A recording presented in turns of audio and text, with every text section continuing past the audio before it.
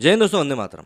देखिए, जब इंसान नाराज होता है, गुस्से में होता है, तो उसका पारा काफ़ी चढ़ा हुआ था और उसकी सोचने समझने की क्षमता होती है, वो सामान्य से भी काफ़ी कम हो जाती है। अब जिस इंसान की सामान्य ही इतनी हो, उसकी गुस्से में कितनी कम हो जाएगी, ये आप खुद ही समझ सकते हैं।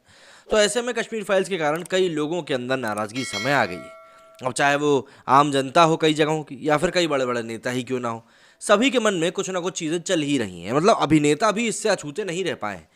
मतलब कई लोग ये कह रहे हैं कि भैया आपने इस मूवी में एक ही पहलू दिखाया, तो भैया ऐसा थोड़ी ना कि ये पहली मूवी आई है उस समय में। उस समय के परिवेश में छिपे हुए कई सारे कालखंडों के ऊपर कई सारी अलग अलग मूवीज बन चुकी हैं, लेकिन उन सभी में एक एक पहलू ही दिखाई गया था। भाई मूवी बना रहे हैं, वेब सीरीज तो थी नहीं कि भैया वेब सीरीज बना दी, सारी चीज़ें उसमें जोड़ते जा रहे हैं 100 धारावाहिक में। तो सीधी सी बात है, लाजमी है कि कई लोगों को बुरा लगा है। तो ना समझते हैं यहाँ पर कौन है वो शख्स जो कि विवेक रंजन अग्निहोत्री को अब राज्यसभा भेजने की बात कर रहा है, सिर्फ इसलिए क्योंकि वो नफरत फैला रहे हैं इन भाई साहब के हिसाब से। फिल्म कश्मीर फाइल्स को लेकर जारी विवाद के बीच जम्मू कश्मीर पीपल्स कॉन्फ्रेंस के अध्यक्ष सज्जाद लोन ने कहा है कि प्रधानमंत्री नरेंद्र मोदी से फिल्म निर्माता विवेक रंजन अग्निहोत्री को राज्यसभा भेज दें, नहीं तो वो ऐसी ही फिल्में बनाते रहेंगे। वहीं पीपल्स डेमोक्रेटिक पार्टी की चीफ महबूबा मुफ्ती ने एक बार फिर फिल्म को लेकर अपना डर जाहिर कर दिया है। सज्जाद लोन ने कहा कि यह कश्मीर फाइल्स एक काल्पनिक मूवी है। कश्मीरी पंडितों की पीड़ा से इनकार नहीं किया जा सकता, लेकिन कश्मीरी मुसलमानों को भी नुकसान हुआ है। उन्होंने कहा कि मुस्लिमों को कश्मीरी पंडितों की तुलना में 50% ज़्यादा नुकसान हुआ है। निर्देशक विवेक अग्निहोत्री को अतुल अग्निहोत्री बताते हुए लोन ने कहा कि मैं प्रधानमंत्री से अपील करता हूं कि उन्हें राज्यसभा सांसद बना दे, वरना पता नहीं वे और क्या बनाएंगे। अब एक नया चलन है कि विवेक और अनुपम खेर जैसे लोग राज्यसभा जाने के लिए बेताब हैं। उन्हें राज्यसभा भेजा जाना चाहिए, नहीं तो वे इस देश को नफरत में डुबो देंगे। लोन ने आगे कहा कि कश्मीरी पंडितों के साथ अन्याय को लेकर कोई संदेह नहीं है। कश्मीरी मुसलमानों ने पंडितों की तुलना में 50 गुना ज़्यादा पीड़ा झेली है।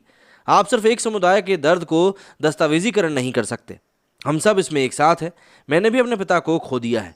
उधर महबूबा मुफ्ती फिल्म को लेकर नाराज हैं कि इसका सारा दोष भाजपा पर मढ़ रही है। महबूबा ने कहा है कि भाजपा देश को लड़ाना चाहती है। जब पूर्व प्रधानमंत्री अटल बिहारी वाजपेयी पाकिस्तान गए थे तो कश्मीर में 7 हिंदुओं की हत्या हुई थी। उन्होंने कहा कि मेरे पिता के मामा जी और उनके चचेरे भाई को मार दिया गया था। हम लोगों ने बहुत कुछ भुगता है। परोक्ष रूप से भारतीय सेना पर सवाल उठाते हुए महबूबा ने कहा कि जम्मू कश्मीर के सुरनकोट में एक ही घर के 19 लोगों को मारा गया था। गलतियां किसी से भी हो सकती हैं, सेना से भी हो जाती हैं, लेकिन इसका मतलब ये नहीं है कि सभी सैनिक गलत हों। जाहिर सी बात है, महबूबा मुफ्ती ने कहा कि खून खराबा बंद होना चाहिए, लेकिन भाजपा चाहती है कि पाकिस्तान के साथ झगड़ा होता रहे।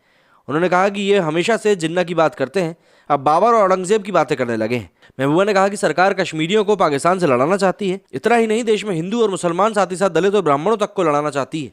कांग्रेस में हमदर्दी दिखाते हुए महबूबा ने कहा कि पार्टी ने भले ही 50 सालों तक तमाम गलत काम किए हों, लेकिन इसने देश को संभाल कर रखा।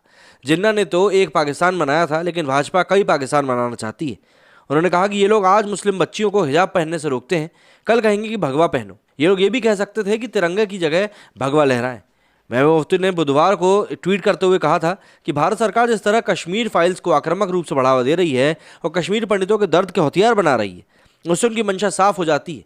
पुराने घावों को भरने और दो समुदायों के बीच अनुकूल माहौल बनाने के बजाय जानबूझकर खाई पैदा की जा रही है। इससे पहले कश्मीर फाइल्स फिल्म को लेकर फारूक अब्दुल्ला के बेटे उमर अब्दुल्ला ने कहा था कि कश्मीर फाइल्स में कई चीज़ें झूठी दिखाई गई हैं।